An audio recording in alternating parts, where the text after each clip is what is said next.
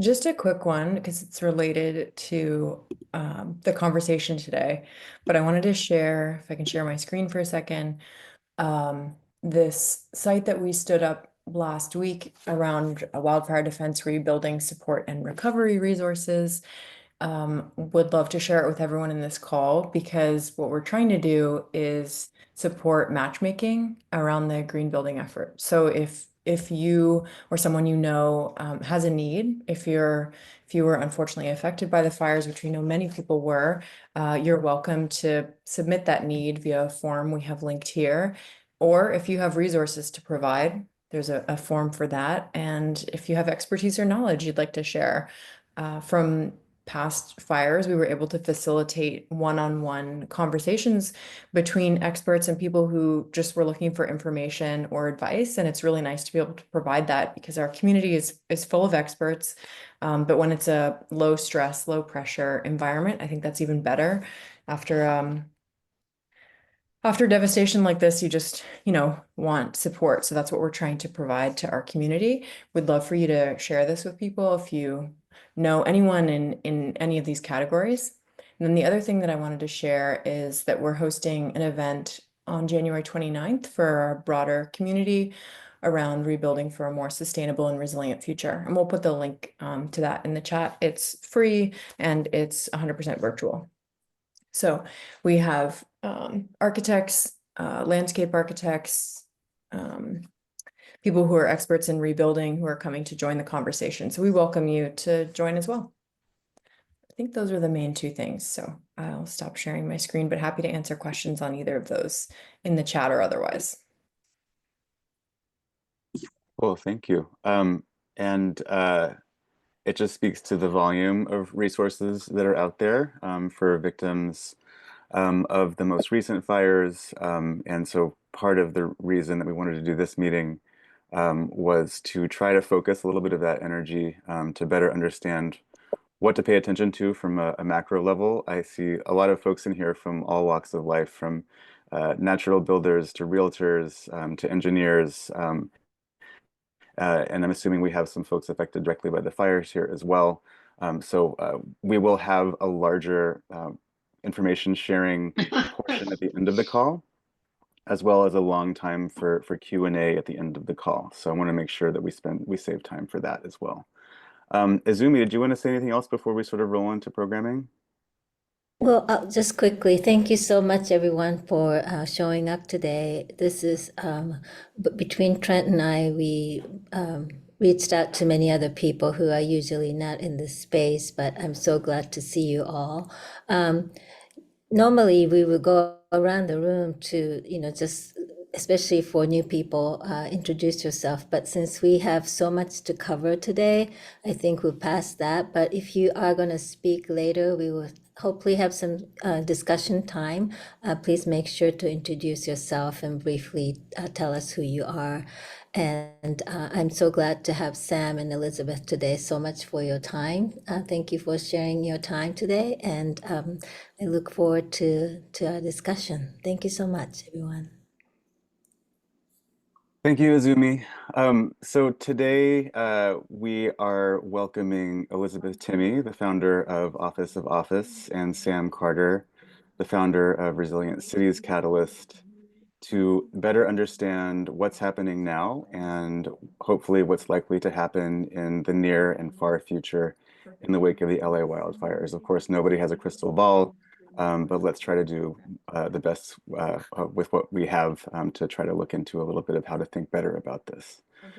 Sam has worked with cities all over the world to prepare for and respond to climate disasters like Harvey, Katrina, and the Woolsey fires. And Elizabeth has spent her career pushing housing policy forward in LA specifically, from idealistic blueprint in her and her team's heads, all the way to homes on blocks all throughout LA County. Um, we are going to kick off the conversation with Sam for a little bit more of a global perspective, and then we are going to move to Elizabeth for a more local perspective. And then at the end, we're all going to talk together amongst the sort of people who are leading the conversation, and then from you as well. If you do have any questions when we're in the sort of Elizabeth and Sam portions of the call, please put them in the chat or save them up for later in your own note-taking devices, and we can move from there. And I'm just full disclosure, very lucky to have had Sam and Elizabeth in my personal life for a very long time, and they're both amazing people personally. Okay. Sam, do you want to go ahead and sort of start rolling with your prezo? Yeah, happy to. Okay. Let me see if this works. Can you see that? Yes. Is it full screen? And I can still see you guys, kinda. Hi, thanks, Trent, and thanks Azumi, and thanks Kim for hosting this conversation. Just a quick bit about me and my organization before I get into some of the content that Trent asked me to prepare. I'm the founder of this nonprofit, Resilient Cities Catalyst. We're in many ways a spin out or like an outgrowth from work and teams that I was a part of at the Rockefeller Foundation. So some of you may be familiar with a global program called 100 Resilient Cities. LA was one of those 100 cities. It was actually one of our real champions. I didn't work for 100 Resilient Cities. I worked for the Rockefeller Foundation, and I oversaw kind of the global resilience portfolio, which had me working in a lot of spaces, ideally ahead of disasters, but also after disasters. And for those of you who have been in this practice or in this space for a while, the kind of modern era of this work was very much defined by Katrina as kind of one kind of big event that kind of really shifted the practice, especially here in the United States, and really got people thinking bigger and differently about planning for these types of major events, which we know are going to be more frequent, more catastrophic. And Katrina's actually where I started doing this work. I was just out of grad school and got started on a research project of documenting displaced people from Hurricane Katrina. So people there was a diaspora, people kind of got sent, especially folks in public housing. And I was part of a research team that was trying to understand where do these people go and like how are they kind of living their lives and getting resources and what do they want? And I think the most remarkable, intangible, and visceral thing that I experienced, 20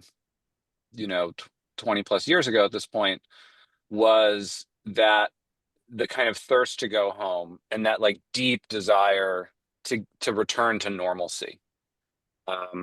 And that's going to be a theme of something that I'm going to talk about today. And I think it's the most normal and natural thing in the world. And it's also one of the defining characteristics, I think, of resilient communities is that it's the people and the kind of communities and the social infrastructure in these places that really define it as much as, if not more than, the built environment. I mean, they complement each other and they inform each other, but it's that kind of connection to place and identity that I think really forms the core of resilience from my perspective.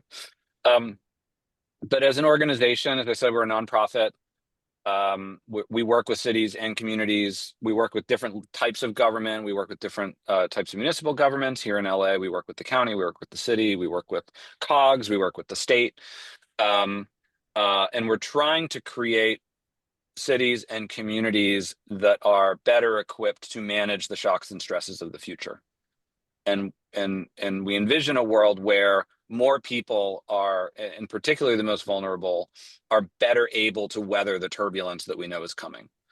Because we know absent intervention, it's every one of these events is just going to keep leading to more and more inequity and kind of eroding fundamental things in society. So we're working towards that. Just a little bit about our work in California. We have a big project in Goleta Slough, just up the coast in Santa Barbara. We're actually working with the Coastal Conservancy to do a whole prioritization of projects and get funding on the ground there. Here in LA, we just did a big strategy for the Baldwin Hills Conservancy. We did that with Climate Resolve. I'm at their office right now in downtown LA. Just if you're not aware, Baldwin Hills Conservancy is a really remarkable place. And it's undergoing this massive transformation right now. This is just kind of an FYI.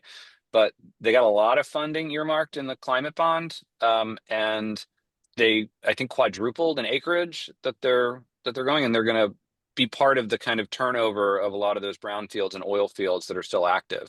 Ah, And so there's actually this incredible urban project that's happening right in your backyard that I'm really excited about, and there's a lot of opportunity for experimentation and really awesome leaders over there at the agency that runs it.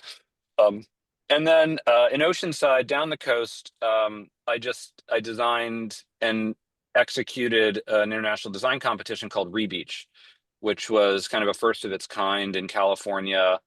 um, Look at how do you solve for resilience, erosion, and surfing all at the same time. And we worked with three different teams from around the world. The Australian firm ICM won. And now we're moving forward into implementation, like super rapidly. And if it's constructed, it'll be the first kind of major at scale artificial reef in the state, and I wow. think actually in North America. And it's a reef that will kind of attenuate wave action, reduce erosion, reduce flood risk, and create new surfing. And we're actually working with surfers to model the waves and to design the reef. It's a really fun project. So check that out, rebeach.org. More work in California.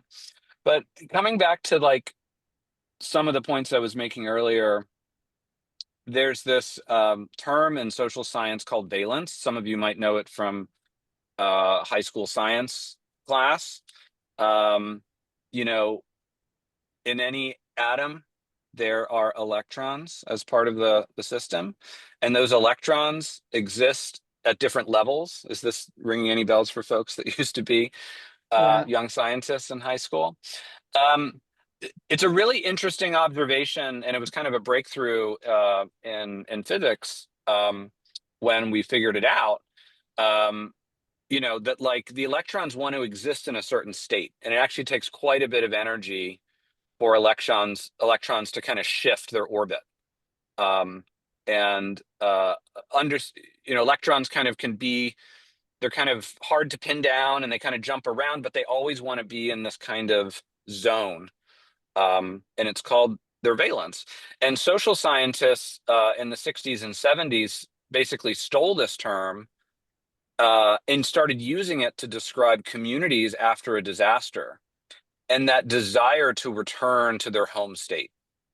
And so one of kind of the through lines of the sociology of disaster and the academic literature on this area is after every single disaster, there's this very real, palpable common thread of like, we want things to go back to normal. We want things to go back the way that they were. Because normal in people's minds is about my kids are going to school again. I can, take the same bus at the bus stop. My neighbors are still there. The community institutions there, the bodegas there, whatever it is, that's people's sense of self, and it's their sense of place, and their identity and their life is so bound up in that place, especially people who have been there for years and decades, for generations.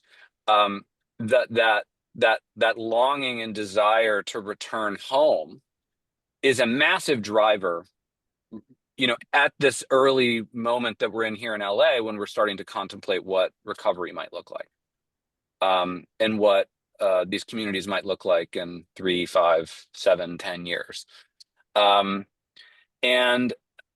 I bring this up because I think in this work, and I've had the privilege of working with communities all over the world and many here in the United States in these moments of crisis and the kind of moment after an event. And uh, I think it's important to just acknowledge that there's this inherent tension of, yes, we want things to go back, but things maybe weren't good or great, or there were parts of things that maybe could be changed. And certainly there was risk. I mean, given that there was an event that devastated these communities.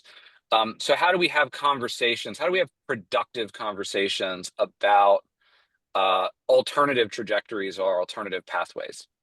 And I hope we can get into that in some of the Q&A after we hear the two presentations. But I do not know how it's going to play out in Los Angeles. I don't know what the process is going to be. I want to be very clear about that. I'm not an Angelino. Is that what you say, Angelino, Trent? Is that a thing? Or that's Yeah. probably just something that people from outside of LA say. No, you got that one Um, right, Sam. Roll I with got it. that one right. Um, but the but you know, I'm trying to share this stuff, and I'm sharing this kind of information with other folks around the city in these next couple of days, in the county and the state. And I'm hoping that the community can really lead a process that will open up spaces for alternative futures. But the kind of an immediate impulse of people is to kind of put things back the way they are, and that takes a certain amount of time, and you start the rebuilding. And if you read the executive orders from your governor, if you read the newspaper, that's a lot of the rhetoric is let's get rebuilt. We're not going to stand in the way. We're going to kind of revisit some of these environmental regulations. We're going to consider ways to, you heard it from the mayor last week, we're going to figure out ways to kind of streamline the permitting process, things like that. All totally appropriate and rational responses to this event. And there's a perception, and oftentimes it's a true perception, that building back differently might take more time, but you might have these different types of outcomes. For instance, if we build back differently in these communities, then we could shift the risk profile, which could make living and insurance cheaper or even if possible. Um, uh, but it's more complicated, right? It adds a lot of stuff to it. And so a lot of what my organization thinks about is, okay, how do you shorten that time? How do you kind of think about a process that might, you know, tick some boxes and kind of get you to a different place and still kind of keep up with the pace of people's desires and demands? Um, and then the really tricky part is who actually decides what different means. Like, what is that different trajectory? What does it mean to be uh, in some other place? Like, and who gets to decide what that place looks like? Um, Communist. so I think, so, there's this Sorry. question. No, it's fine. But so there's a question of like, what are we solving for? Is it just optimizing risk? I mean, if you want to optimize risk, you could just restore it to natural environment and walk away from the community. That would, I think, be an awful outcome for most of these places based on what I know about them. But that's one way to shift risk, is to change the exposure and to kind of move assets away. That's probably not what we want to do. And so what we're probably talking about is conversations about density, right? Here in LA, conversations about affordability, conversations about community cohesion, conversations about open space, the public realm more generally. What does it mean to have a commons in these neighborhoods? And all that takes time and effort and resources. And it can be really frustrating for people who want to go home. And so I just want to, there's no solution to this per se. I just want to put it out there as just an acknowledgement that there's this fundamental and inherent tension in these processes where there's a desire to move quickly and to restore back to where things were. And at the same time, there are going to be different things pushing for like bigger conversations and for thinking about possible futures. And I think as folks that are going to be involved in this process in various ways, whether it's just as a neighbor or like a member of the community of living in Los Angeles, or people that are more directly affected, holding that tension and being comfortable with that tension and acknowledging it, I actually think has power in and of itself. So just, not discounting people who want things to go back the way that they were, and not discounting that perspective, and also being open to alternative pathways as well, if that's not something you would otherwise be inclined to do. Economic vibrancy is another one. Just to kind of talk through, the other thing to think about is that the the recovery process isn't just driven by one single entity. There's like so many decisions that are going to get made. I don't know how many people on this call have been part of any kind of home construction project before. It seems like it's a mix of like designers, architects, but also potentially just homeowners. I've had the experience of building a house before and being part of enormous construction projects. There's so many more decisions than you could possibly imagine if you've never done it before. And then um, it, in the instances of homes, for most people, uh, you know, there's financing involved, and there's like financial institutions involved with home ownership. And so there's also conversations about insurance and banks and risk and that kind of stuff. And so in addition to the design team and the homeowner, there's a conversation that happens about, okay, where does this home fit within the context of a bigger risk profile? I want to say like a couple things just about the uniqueness of this event. This is the first major US urban fire and in kind of the modern era. And it's the first one that's so clearly articulated and tied to climate impacts, just such a unique set of events. Um, I do believe that this event is going to have as much of an impact on policy in the field and kind of the practice as Sandy did in New York and as Katrina did in New Orleans. I think it's that scale of an event in people's public consciousness. It's global news. I don't know how much you guys realize that because you guys are here. But I had people from all over the world calling me because they know that I do work here and they know that I have family and friends here. And it was a very big story, and it's very much going to be driving conversations across sectors for a long time. And I bring that up because what happens here is really important, both from a global precedent thing, but there's also this unique characteristics of this fire where it impacted extremely wealthy individuals as well as more diverse neighborhoods. And so with this whole like property owner thing, there's this really kind of interesting dynamic that I think is going to play out here, which is there will be people with a lot of money and a lot of political power just jamming and putting all kinds of pressure on the system to rebuild as rapidly as possible, whatever they want. And I do think that's something for all of us just to keep an eye on. One of the things that I'm worried about is in this recovery process is that these communities could kind of be totally gobbled up and kind of taken over by wealthy individuals that have the means basically to self-insure. And what I mean by that is if there's another fire, they can rebuild, right? They don't need a mortgage. They don't need to deal with a bank. They don't need the bank to sign off on insurance. They're not worried about the insurability of whatever their new structure is. I mean, maybe they are, but they can take that risk in a way that other people can't.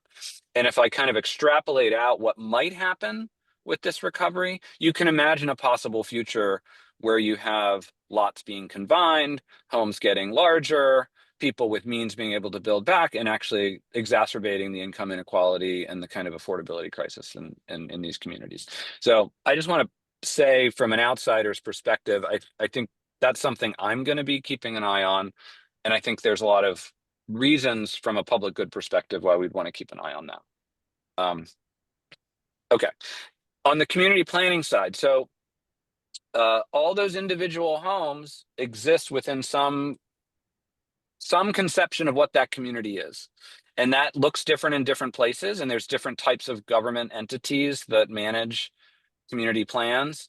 And in LA, it's a real hodgepodge, and you guys are well aware. Altadena is obviously county managed, and there's kind of the town council there. Malibu's a different thing. City of LA is a different thing. And so there's it's going to look different in different places, but most every place that has to rebuild has some type of a community plan, and they might be called different things. And after these events, there tends to be like a look back at those and an updating and kind of a thinking, okay, what do we want to be? And how does that work? Hopefully that process to update them is inclusive, and it's considered, and it's thinking about future climate risks, and it's thinking about that kind of collective action that can actually reduce individual risk and make communities more resilient. This is actually one of the issue areas that we hear from insurers that work on wildfire all the time. They don't know how to value or count community scale risk mitigation measures. And this is another thing, this kind of jumps into this kind of third piece of policy and funding. But there aren't established standards for community scale interventions and how they shift risk profiles. And so that's actually a big piece of work that needs to happen in the state of California, is to really define what is going to shift that risk profile. I know I'm running over, Trent. I just realized what time it was. But so on the policy and funding thing, there's a whole landscape of state level policies, local policies that are going to shape and inform kind of how the recovery takes place. Okay, I'm going to tell 3 quick stories and then we can circle back on all this stuff. So one is New Orleans. So this is the lower Ninth Ward. You guys probably, for those of you who are old enough to remember, there's some iconic imagery and some real awful scenarios in lower Ninth Ward in particular. You know, in classic American fashion, you know, you infill swamps and you kind of put houses on them, and then you put the most vulnerable populations there, and you move them there, and in some ways you kind of segregate them there. And then you build inadequate flood infrastructure, in this case, a kind of big wall and a levee. And it creates the conditions for catastrophe, and catastrophe is what happened in 2015 with Katrina. This is a picture from 2015. So this is 10 years after. And there's a couple things that I think are really interesting about this picture.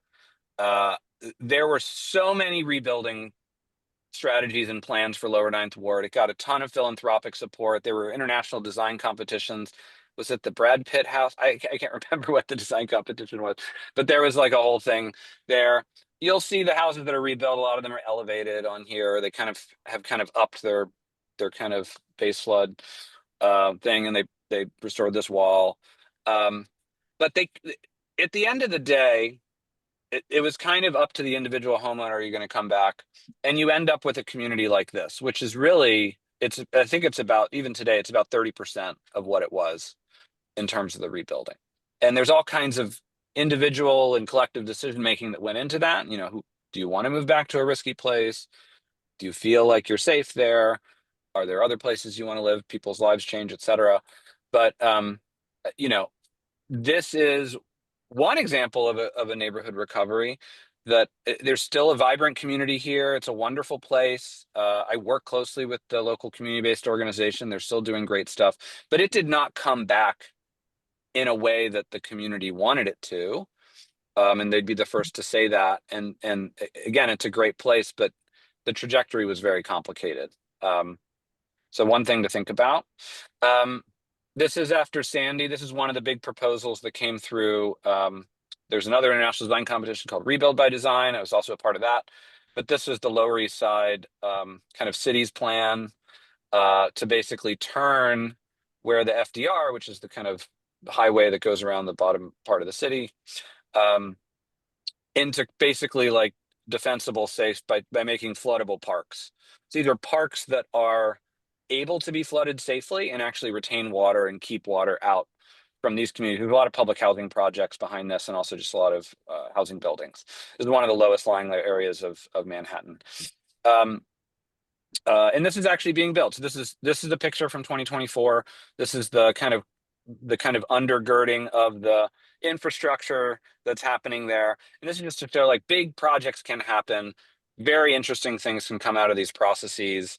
And I think this is making this part of Manhattan a really incredible place, and opening up all kinds of access to green space and the water. This is another project. This is an offshore artificial reef built by the state and Scape Landscape Architecture and the Army Corps of Engineers. This is a oyster reefs that will actually grow over time with sea level rise. So the reefs accreate as the oysters continue to put their shells off. And this is actually attenuating wave action on the inside. It doesn't eliminate flooding, but it's actually allowed for some of the housing to come back on the inside because it's shifted the flood risk, and it's allowed some of these homes to get rebuilt. due to that shift in risk. So there's a play between infrastructure, public realm, and rebuilding houses. A lot there. We can talk about it in discussion. I just wanted to point to these two documents. If you haven't stumbled across the one on the left, I confirmed with my colleague earlier today. This is the active disaster recovery framework for the state of California.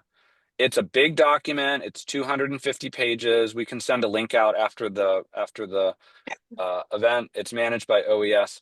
This is the playbook that the agencies are following. So if you want to understand what's coming, take a look at this. This will give you a sense of kind of what the plan is. Now, doesn't always stick to this. Things change. Your governor's running for president. You know, there's lots of things that could happen, but this is the official plan of what they want to happen. And then this other document is something that I worked on with, again, my friends here at Climate Resolve. This is lessons from the Woolsey fire, which was back in 2017, 2018. Affected some similar communities, similar findings, and it's actually very interesting to go back and look at now after this event. So I will stop there. Thanks for letting me go over. I apologize to the organizers, but I'll leave it at that. Thank you, Sam. So much information, a lot to digest. We'll talk more about it in just a moment. But now I do want to hand things over to Elizabeth Timme, again, founder of Office of Office. Elizabeth, by way of introduction, can you tell us about the Rebuilding Response Initiative that you've just launched over the past couple of days, and anything else you want to say by way of introduction? Sure. Let's see. I was gonna give you all a little frame of reference for our work, but I want to be able for us to have a talk. Let me see, I'm like reconfiguring my approach right now. I owe you lunch, Elizabeth. I'm sorry. I took the Good. time. Okay, so what we did in the last week was basically put out what we thought was very innocuous, an invitation for BIPOC residents that had lost their homes to come to us, and we would offer free architecture, design, planning, permitting, and construction services. So that was something that we thought we would get, 5 homeowners or whatever, and we would be able to have very discrete impact. And we ended up having that result in hundreds of emails. 40 homeowners signed up. We're speaking with 20 tomorrow and 20 more on Monday. And we are now in the phase of kind of assembling what this looks like very broadly.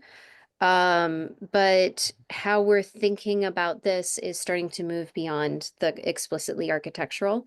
We have a lot of partners that are starting to, we're starting to bring into a larger framework of a response. And we're thinking about how to contend with ongoing policy and advocacy, but pairing that with something like trauma support. We have members of our extended community and our close circle of friends that have lost before.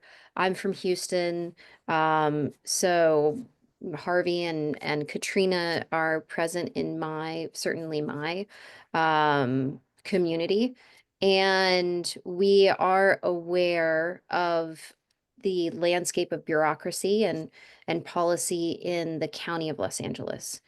And so we understand that there are real emotional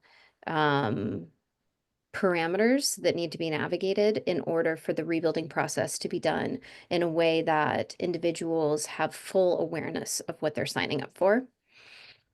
But we also know that there needs to be policy and advocacy happening so that residents have the ability to make informed choices, have access to resources, and rebuild in a way that's reflective of how they were already living.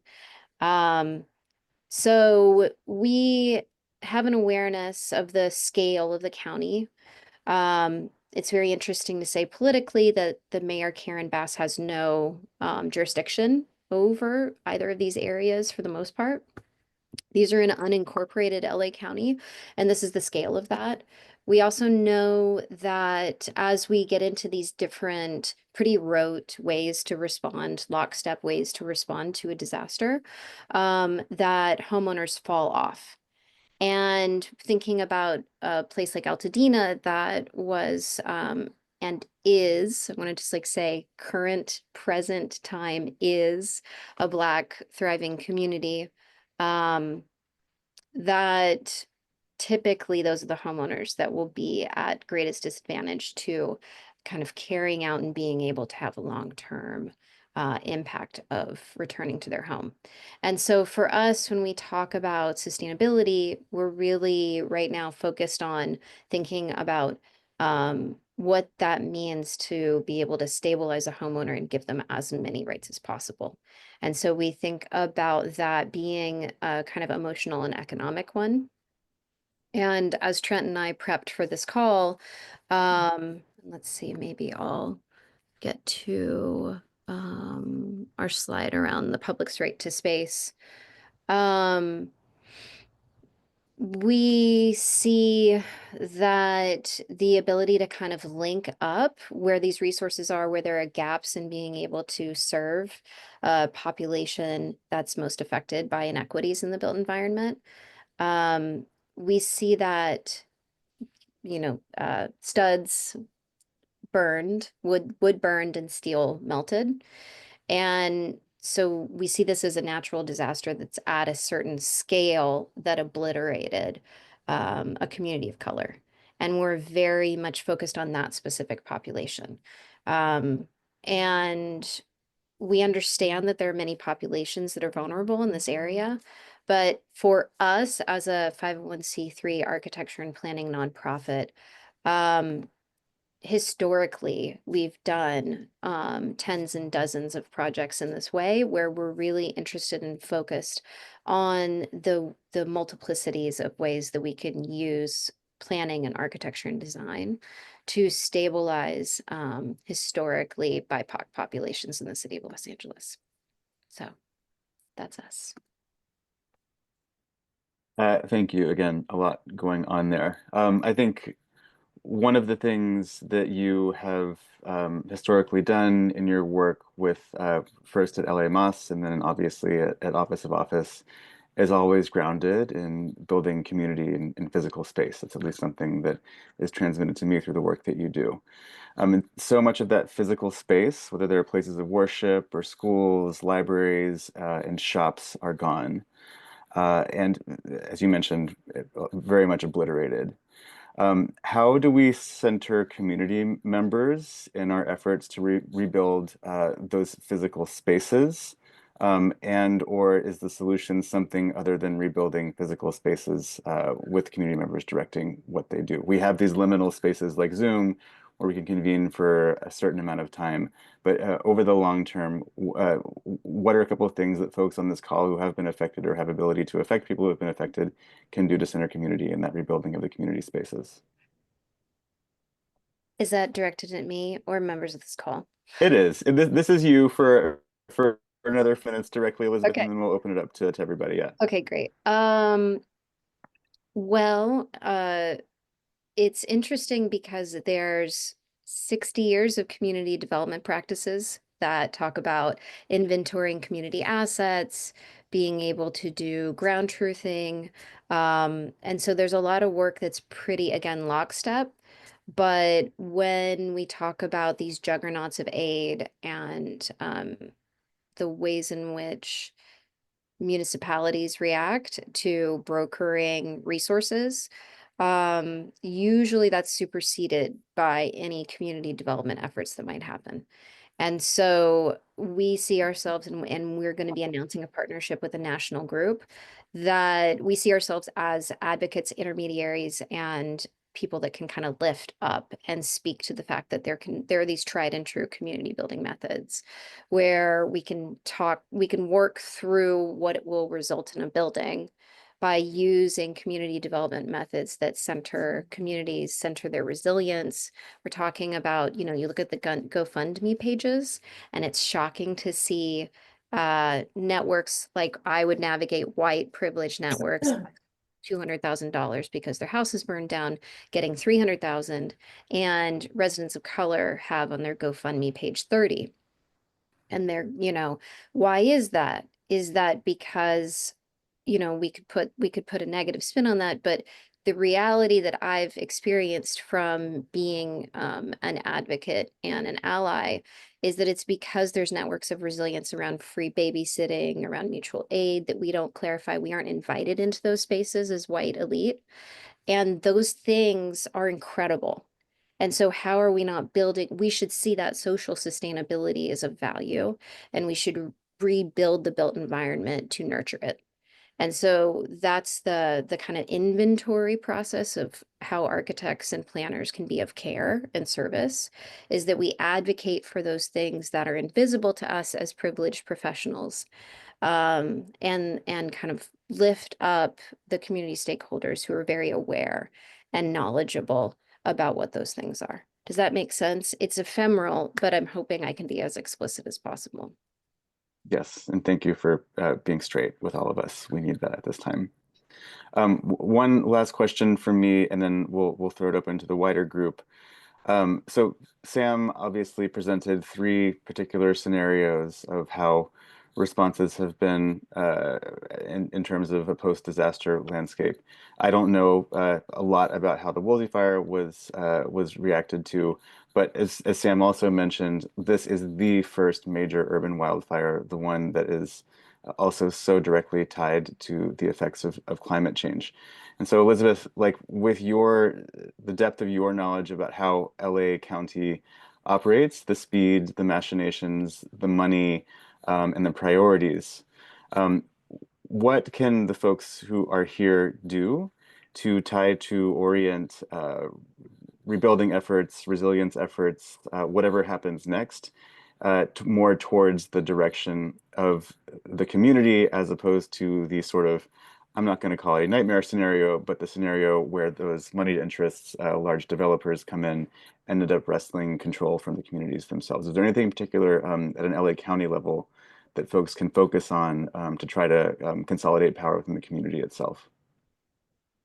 Um, that's tough. Well, I think that what's really hard if you're an educated professional, and I guess I'm speaking to that population because of this audience and this focus, but if you know someone who, and you know, Elliot is on this call also, so this might be better for Elliot to answer to.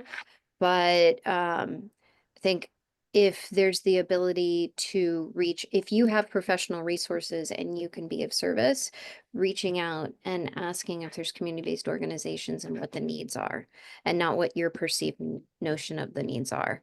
And then being of service and standing in your power as a professional that does have the ability to offer something tangible, then you're using your power to support others to have a greater positionality.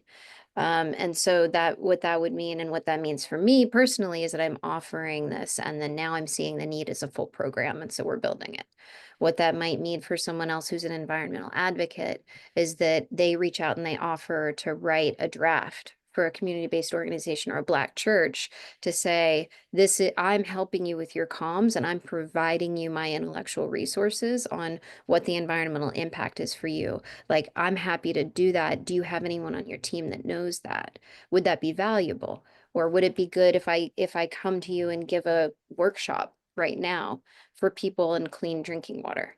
So I think that thinking kind of granularly about what is your power and what have you built over the last 10 years plus for yourself to be of service, and how can you add it at this moment? And I wouldn't say like reach out and say how I can be of help, because if anyone's lost someone in our lives or had death in our lives or something really bad happening, people being like, I'm here to help you, let me know, is not helpful. So being specific and granular about what your skills are and what you would like to do. And we've had 10 people, we've had more than that, but 10 people specifically that I'm reaching out to in the last few days because they are professionals that have been that specific with me. So and again, I hope I'm being really granular with you about what that means. And I'm happy to answer questions later. My email is elizabeth@officeofoffice.com. So I'm happy to continue the conversation with anyone interested. Thank you so much. Questions. We have 12 more minutes, so let's just throw it open. If you want to raise your hand, type questions in the chat, or just open your mic. Go ahead. Elliot, I think you had a hand up. Yeah, I think that right now, I don't have a background in all of your fields, but I have an interest in it, and it's really this information is really great.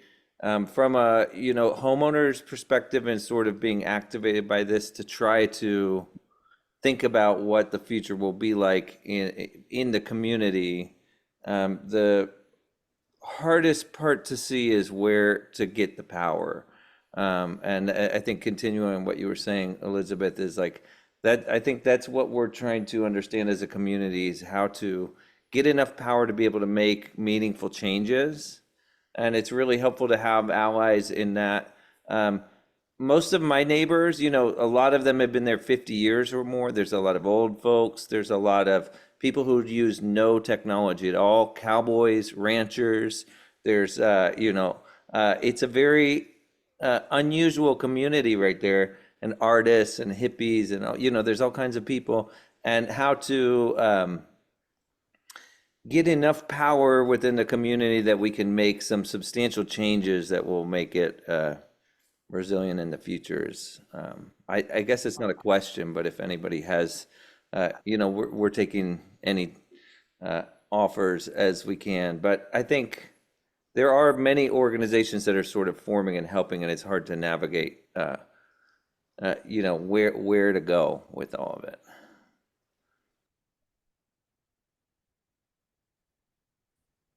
Thanks, Elliot. I'm taking frantic notes. We're recording this too, so. Yeah, I think infrastructure stuff like, I mean, the power lines sparked on the transformer sparked in front of me. We have, how to get power lines buried. How to, I have 2 properties before the National Forest between me, but it's 80 acres. It's a couple very large properties that the fate of those properties affects all of all of the neighborhood that I'm sort of representing on the west side of Altadena, so there's a lot of this stuff that it's hard to see, like, how could we really affect that change? We need money, we need power, and that's seems to be the case, so. Jonah, you have your hand up. Yeah, thank you. My name is Jonah Reynolds. Been building sustainable off-grid buildings coming on to about 45 or so years. Maybe you guys have heard about earthships before, those weird tire buildings. Our solution that we'd like to submit, we've been doing disaster relief all over the world for decades, hurricanes, earthquakes, our buildings have been through them. We would like to offer solutions of 3D printing with concrete. We can print about 1,000 square feet in a week, completely off grid, no fossil fuels. They're very strong and very resilient, providing modern amenities. And of course, concrete is fire resistant. And they can take any form factor, any aesthetic, so the client has options, right? They're not going to be forced into a certain look or feel or anything. They get to have their cake and eat it too. And it's a conventional building because it's concrete and steel, which means existing building departments don't have to deal with anything new or weird. And so just to keep it brief, but I put a link to an article on our website. We would love to get out there and get moving. I really, really appreciate Elizabeth, your organization of doing, what you said about drawings and permits and that whole process. The idea of open sourcing these things can really I want to be careful about focusing on the Palisades and not and focusing less on Pasadena. The eco building movement already has that stereotype of the kind of more affluent, wealthier side of things. So yeah, that's my offer. We would love to help, and we're here. Thank you. Thank you so much, Jonah. There is a whole other, at least hour, probably more like 12 hours of conversations of what is feasible in LA County. I know Jonah from Earthship World, and then tried to come home to LA and build an Earthship in LA, and it was a lot of no can do, and there is a lot of liminal space in between what is possible. You mentioned a concrete building that is permittable in LA. There are a lot of folks. I think I can mention. Quail Springs Permaculture has a lot of experience doing this in Southern California. We had one of the former co-chairs of Quail Springs on last week to talk about her experience building with Cobb in Southern California. Uh, to me, as someone who is sort of engaged in the natural building and passive building world, it's really difficult to understand what's going to be possible at the budgets and timelines and building codes that are going to be allowed per insurance, county building code, and everything else. So I think, Jonah, like this is an amazing resource. And I was just seeing a fire hose of information on what should be done for natural fire resistant building. I think there's a much larger conversation to be had about this, about how to focus that energy is another really important thing. Derek, or anybody else. I'm just sort of seeing who I see. Yes, thanks for letting me speak. My name's Derek Ryder. I'm an architect at Homefront Build. We're a small design build firm in Cypress Park that does mostly remodel additions of historic homes and green building. And I was wanting to ask Sam a question and follow up to the point you made about the valence and the desire for communities to rebuild. And in looking at a timeline that could be 6 to 7 years towards complete reconstruction, with a 6 to 9 month cleanup period and a 18-month permitting period and a 2 to 3 or 3 to 4 year construction period, if not 3 to 5 year construction period. Is it potentially too great of a displacement for these communities, or is a community that is so well established and strong as this one, like these historic communities that you pointed to, like in the Ninth Ward and such, likely to have that connection and that need to rebuild and have that ability to be patient? And then the second corollary to that is, what about the interrelated issue of the added pressure on the housing market of these displaced people in the interim? Because we have an incredible housing crisis in LA right now. Yeah, it's interesting. I'll take the second part first, and then I'll go to the first part. One of the reasons we did the lessons from the Woolsey fire report is because we wanted to understand if there was a more urban and direct impact event like the Camp Fire in Paradise that would happen in LA, would there be enough short-term housing to actually absorb the crisis in LA?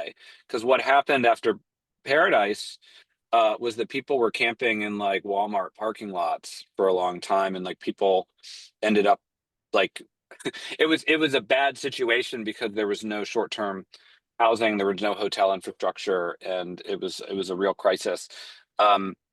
Surprisingly, well, maybe not surprisingly, one of the findings from Climate Resolve, our partner in that, was that there was enough, but only to do the short-term piece, not that kind of like medium term. And in this instance, it's like a multi-year rental market that can absorb these families that want to stay close. They want to stay close to their schools. They want to stay close to their community institutions that they're a part of. And so I don't know the answer to that. I have to imagine it's enough people, it's enough houses that it's going to shift the market in some way. But I don't have enough information to understand kind of where people are going to settle and look around, and folks like Elliot and Elizabeth are better positioned to kind of understand potentially some of the dynamics on the ground. Coming back to the first part, I have every indication based on the limited, conversations I've had over the last 10 days or so, um, that Altadena is this incredibly rich, like community that like has that drive and that like sense of purpose to come back. And there's so much energy there. I mean, we heard a little bit of it from Elliot's comments. But I've had a number of conversations with folks from there and from around there that kind of characterize the community as being incredibly strong. So that's there. The good news is, it's easier to stay in touch with people today because of technology and communications. So these communities can stay together and they can have that sense of identity even without some physical spaces. But I think, and this actually gets back to some of the earlier comments, one of the things I've been advising philanthropies and local governments here over the last few days is to look for where people are going organically, like what are the institutions they're creating, or how, like, what are the community groups that are forming that people trust, and fund them. Like, and coming back to your question, Elliot, like, where does the power come from? In all these disasters, there's going to be these organic groups that form. And the more governments can get comfortable supporting directly and working directly with these organic, nascent, new organizations, which is against government's DNA. Like, it's very hard to fund new organizations if you're a government. It's very hard to kind of partner with these groups. Being advocates for these organic groups to be the center of the conversation is really important. And Elliot, I do think that's a source of power going forward. If these organic spaces, these natural places where people are coming together, organizing, advocating, there's that work of self-organizing and becoming the champions for your community. And hopefully, they'll become more and more formal partners in the recovery process. And it's messy and complicated, and people have different views, and but that's all part of the process. Hopefully that helps answer your question, Derek. Unfortunately, we are out of Yeah. time. This has been amazing. Before we all jump off, I want to just note I put a link to a document, a Google Doc, where you can add in your contact info if you'd like to be contacted about a follow-up with the recording and more information about the folks who spoke today, and or keep in touch with each other. It's there. I've also put Sam and Elizabeth's email addresses in there. Also look out at the USGBC California hub as well for more information all the time.